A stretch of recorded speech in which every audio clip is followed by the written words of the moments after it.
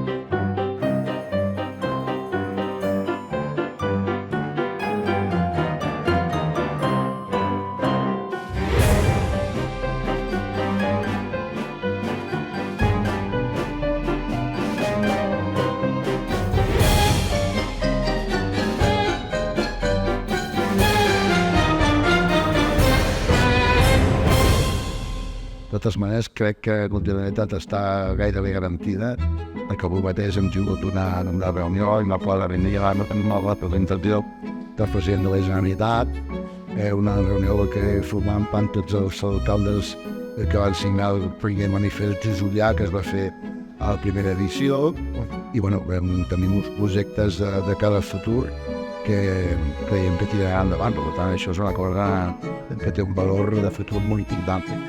A més, també hi ha una altra cosa que jo penso, que hi ha projectes que tenen tot el que forma part del patrimoni, tot el que inclou patrimoni, és igual a un color de la política que hi hagi al darrere. Tindria que ser igual. Hauria de ser igual. Ara, si m'acompanya, perquè puc aquesta exposició d'una de les filles d'en Maria Infel i de Maria Lluixó Xulio, doncs ens han prestat aquestes obres de la seva germana i per poder notar aquesta exposició.